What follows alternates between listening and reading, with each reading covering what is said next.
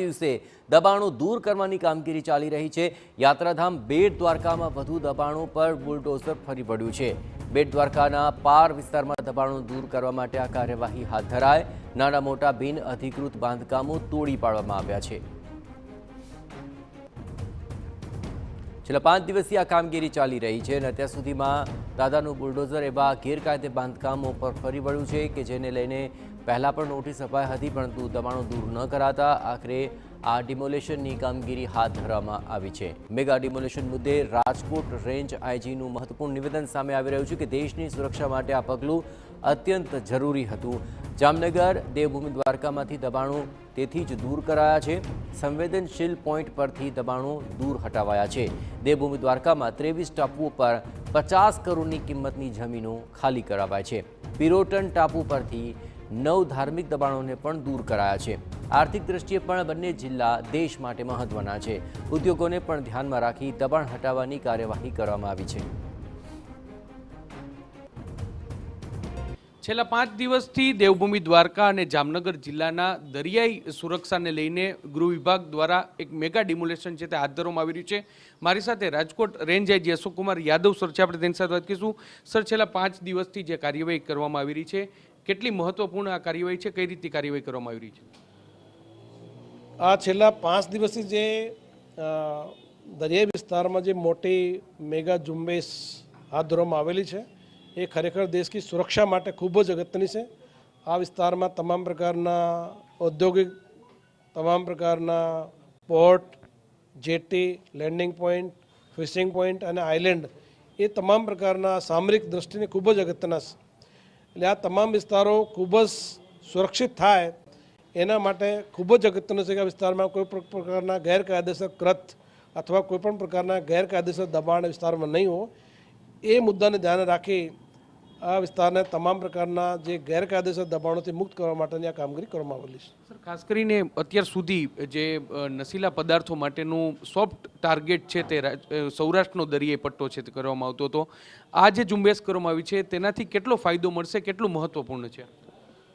આ જે ઝુંબેશ છે આ ખરેખર ખૂબ જ દેશની સુરક્ષા અને આંતરિક સુરક્ષા બંને માટે ખૂબ જ અગત્યનો છે। એ વિસ્તારમાં આ કોઈપણ પ્રકારના દબાણ નહીં હોય, ગેરકાયદેસર કૃત્ય નહીં હોય તો આ દેશની સુરક્ષા માટે ખૂબ જ મોટો એક વરદાન સાબિત થશે અને પોલીસ અને સુરક્ષા એજન્સીઓ માટે ખૂબ જ જરૂરી છે કે આ વિસ્તાર એકદમ તમામ પ્રકારના જે એન્ક્રોચમેન્ટ છે, ગેરકાયદેસર કૃત્ય છે એનાથી ફ્રી હોય। સર, જે અત્યાર સુધી NDPS હોય, જે નકલી નોટ હોય કે આ ઉપરાંત હથિયારો, આ તમામની સ્મગલિંગના પણ કેટલાક કિસ્સાઓ સામે આવતા હોય છે, શું કહેશો આને લઈને? આપને ખ્યાલ છે કે અગાઉમાં જે આખો જે દરિયા વિસ્તાર છે એના અમુક વિસ્તારોમાંથી દાણચોરના મુદ્દા થયેલા છે, ડ્રગ્સના પણ મુદ્દા થયેલા છે અને હથિયારોની પણ અવર જવર એ ભૂતકાળમાં થયેલી છે। એટલે ભવિષ્યમાં આ વિસ્તાર તમામ પ્રકારની વહીવટી એજન્સીઓ, સુરક્ષા એજન્સીઓ માટે ખૂબ જ એક ચેલેન્જ હોય છે અને આ ચેલેન્જને પૂરો કરવા માટેની આ કામગીરી છે।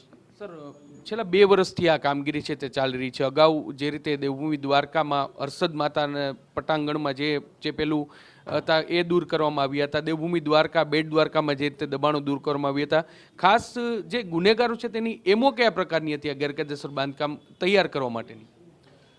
આ જે એમો હતી અલગ અલગ લોકોની, જે દરિયા વિસ્તારમાં, આઇલેન્ડ વિસ્તારમાં જે મોટા વિસ્તારો હોય એ મોટા ભાગે પોલીસની અવરજવર બહુ ઓછી હોય છે અને તમામ પ્રકારના જે આઇલેન્ડ છે એ પાણીથી ઘેરાયેલા હોય છે। એટલે ત્યાં સુરક્ષા એજન્સીઓ તેમજ વહીવટી તંત્ર દ્વારા બહુ ધ્યાન અથવા બીજા કોઈ એવા સાધનો નથી જેનાથી ધ્યાન રાખી શકાય છે, પણ એના કારણે લોકો તકનો ફાયદો લઈ અને ત્યાં ગેરકાયદેસર દબાણો કરેલા છે।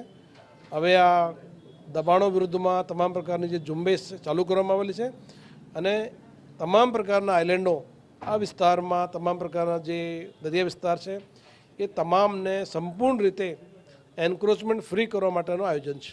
સર, આગામી દિવસોમાં ટુરિઝમ ક્ષેત્રે પણ જે પિરોટન ટાપુની વાત કરવામાં આવે તો પિરોટન ટાપુનું જે દબાણ દૂર કરવામાં આવ્યું, કેટલું મહત્વનું પિરોટન ટાપુ છે, સુરક્ષા માટે પણ કેટલું મહત્વનું?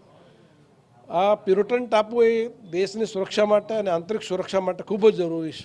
એના વિસ્તારમાં દરિયાની અંદર હોવાના કારણે રાત્રે અથવા દિવસમાં કોઈપણ પ્રકારની ત્યાં લોકો ઉપયોગ કરી શકે છે।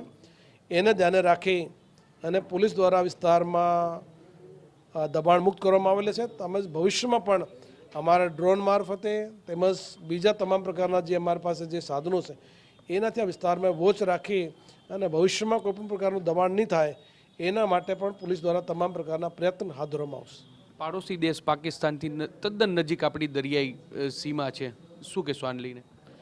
આપને ખ્યાલ છે કે આપણા જે પડોશમાં જ એ પાકિસ્તાન, આપણે બધાને ખ્યાલ છે કે દેશની સુરક્ષા માટે મોટો ચેલેન્જ હોય છે અને આ ચેલેન્જને પૂરો કરવા માટે તમામ પ્રકારના વિસ્તારોમાં સુરક્ષા એજન્સીઓની ચોક્કસ અને ત્યાં પ્રેઝન્સ હોય એ બહુ જરૂરી છે અને એના કારણે આ વિસ્તારમાં કોઈ પણ દેશ વિરોધી કૃત્ય દેશ વિરોધી લોકો નહીં કરે એ ખૂબ જ જરૂરી છે, જેથી આ તમામ પ્રકારના જે દબાણ છે એ દૂર કરવામાં આવેલા છે. ધાર્મિકતાના નામે પણ ઘણા બધા દબાણો બધી જગ્યાએ થઈ ગયા હતા, એને લઈને શું કહેશો?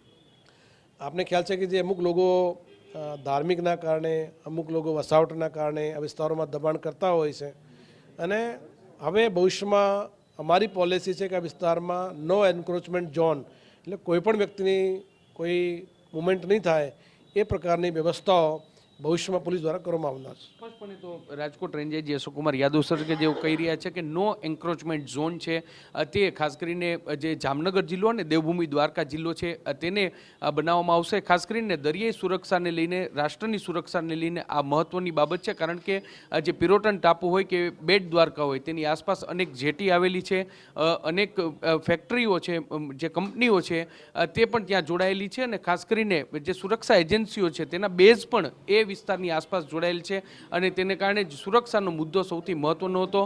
જેટલા પણ ટાપુઓ છે ત્યાં પ્રતિબંધિત ટાપુઓ છે, પરંતુ તેમ છતાં ત્યાં લોકોની અવરજવર ગેરકાયદેસર બાંધકામોને કારણે થતી હતી અને તેને કારણે જ આ મોટી કાર્યવાહી કરવામાં આવી છે. કેમેરા પર્સન ભાવેશ લશ્કરી સાથે મોહિત ભટ્ટ, TV9 રાજકોટ. જામનગર અને દેવભૂમિ દ્વારકામાં મળીને કુલ 41 લેન્ડિંગ પોઈન્ટ અને 35 જેટલા ટાપુ આવેલા છે. ભૂતકાળમાં આવા ટાપુઓ પર દાણચોરીની ઘટનાઓ પણ સામે આવી ચૂકી છે અને એટલે જ સુરક્ષાની દ્રષ્ટિએ હવે તમામ એરિયામાંથી દબાણો દૂર કરવા મોટા પાયે ઝુંબેશ હાથ ધરાય છે.